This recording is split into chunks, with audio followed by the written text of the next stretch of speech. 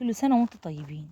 النهاردة هنعمل بديل الفول بطريقة سهلة وبسيطة، من غير تدميس، من غير تعب، من غير مجهود، من غير ما تلينيه قبلها بليلة ولا أي حاجة خالص. هيكون سهل وبسيط وسريع. قبل السحور ب5 دقايق هتحضريه. يلا بينا نسمي الرحمن ونشوف وصفتنا النهاردة ايه. انا عندي كده حبايبي ربع كيلو من الفول مدشوش، وكمان ربع كيلو من العدس البني او العدس بجبة. ده حلو جدا ما شاء الله، وقيمته الغذائية عالية جدا. اول حاجة كده هنقي الفول كويس وانقي العدس كويس جدا، عشان ده جايباه سايب من عند العطار. ممكن يكون في حاجة وطلعت فيه واحدة مكرونة. هنقيه كويس جدا، وبعد كده هقول لكم انا هعمل بايه. جبت العدس وجبت الفول بعد ما نقيتهم كويس جدا جدا، مش هنغسلهم ولا اي حاجة. مش عايزة تروح عندهم ميه ولا اي حاجه خالص. وهقول لك دلوقتي ليه. بص كده ما شاء الله تبارك الرحمن. نقيت الفول كويس وتاكدت ما فيهوش اي حاجه، وكمان نقيت العدس. وهجيب الفول كده بس اجيب في طبق كبير، وهجيب كمان العدس عليه، وهنقلب الفول والعدس. بصوا ما شاء الله الكميه الدنيا قد ايه. ما شاء الله تقريبا 3 كوبايات من كوبايات الشاي. انا هاخد كده هقلب الفول والعدس كويس جدا. وصفتنا النهارده اتحداكي هتعشقيها، سهله وبسيطه. بصي حطي الكيس ده لازم يكون موجود عندك في البيت. كده نسيتي الفول، نسيتي تجيبي فول، او نسيتي تدمسي فول مثلا، او مثلا لسه مدمستش النهارده. هتعمليه بطريقه سهله من غير ولا تعب ولا مجهود. في 5 دقايق هتكوني محضراه، ومشبع جدا وطعمه لذيذ. بصوا احلى من الفول ذات نفسه يعني. حلو وبسيط. كده خدت طبق واحد وفضلوا، خدت كوبايه واحده معلش، وفضلوا تقريبا كوبايتين من الفول والعدس. وما شاء الله دول يعملوا لي كميه كبيره. احطهم في الكيس كده واحطهم عندي كده في الدرج، علشان يكونوا حاجه كده سهله وسريعه للسحور. يعني في 5 دقايق هتحضريه. حطيه كده على البوتاجاز وهيكون معاكي سهل وبسيط جدا. جبت الفول كده والعدس حطيتهم في كوبايه، والكميه التانية كده هشيلها عندي احتياطي في البيت، علشان كل محتاج كده للسحور سريع هيكون معايا حلو جدا. حطيت الفول والعدس وحطيت عليهم شويه ميه ورفعتهم على البوتاجاز يغلوا ميه بس. ما حطيتش اي حاجه خالص. على نار متوسطه كده، مش هياخدوا معايا 5 دقايق ويكون الفول والعدس مستويين. بتقولوا مثلا الفول لازم يتدمس، ده الفول لو كان بقشر، لكن الفول اللي معايا ده فول مدشوش ما فيهوش قشر، يعني عادي جدا. وبيكون خفيف جدا على المعده يعني. والعدس بقى بجبه ما شاء الله تبارك الرحمن. والنهارده هنعمله بوصفتين حلوين جدا. هنا بعد ما الفول والعدس استوى معايا، هجيب كده حبايبي معلقه من الزيت، او لا معلقه من السمنه حسب ما تحبي. واجيب قرن فلفل كده بس يكون مشطشط شويه عشان وصفتنا تكون جميل. لو عندك حد مش بيحب الحراق فيكون فلفل اخضر او فلفل الوان، هيكون جميل جدا. اديله تشويحه بسيطه. وبعد كده عندي تركه حلوه كده، انا بحب انزل كده بفص ثوم متقطع. بيكون حلو جدا ما شاء الله تبارك الرحمن. في ناس تحب بصل، بس انا بحب الثوم ريحته تكون حلوه كده. والصراحه سريع ومش بياخد معايا وقت ولا مجهود.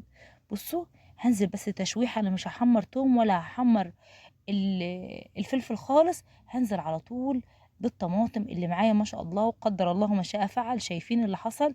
الحمد لله. بس خلوا بالكم، اول ما تحصل حاجه زي كده ايدك على طول على البوتاجاز، علشان ممكن لا قدر الله تحصل مصايب يعني وكوارث. بس دي كانت حاجه بسيطه، بس عشان الطماطم كان فيها ميه. والحمد لله قدر الله ما شاء فعل. بس تخلوا بالكم، ربنا يسترها علينا وعليكم ان شاء الله.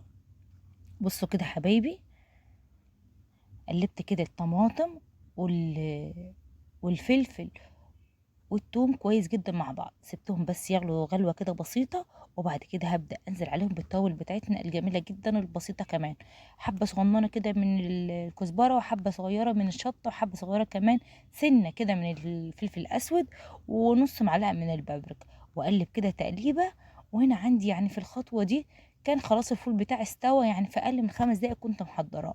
هنا يا حبايبي على طول انزل بمعلقه من الملح واقلب. وبعد كده على طول تبارك الرحمن، بصوا ما شاء الله الجمال. الريحه رهيبه. دي اللي الخلطه بتاعت الفول بتاعتنا اللي احنا مشهورين بيها، جميله وحلوه وطعمها حلو جدا، وكمان مشبعه. بصوا ما شاء الله. وبعد كده انزل على طول بالخلطه اللي احنا عملناها بالعدس وبالفول كده ما شاء الله تبارك الرحمن. واديها تقليبه كده مع الطماطم. والريحة هنا كانت رهيبة ما شاء الله. العدس مع الفول ميكس كده جميل جدا، وريحته وطعمه ممتاز جدا. هتجربوه والله اتحداكم هتعشقوه، سهل وبسيط جدا. اسيب بس الفول كده مع الطماطم يغلي غلوة بسيطة. وبعد كده يا حبايبي اروح طافية عليه البوتاجاز، ويكون الفول بتاعي جاهز للتقديم.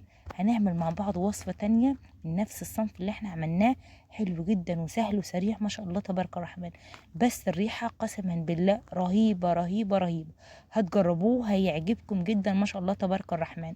يا سيدي على الجمال وعلى الريحة، وحاجة سهلة وبسيطة من غير ولا وقت ولا مجهود ولا دمسنا فول بالساعات ولا أي حاجة خالص.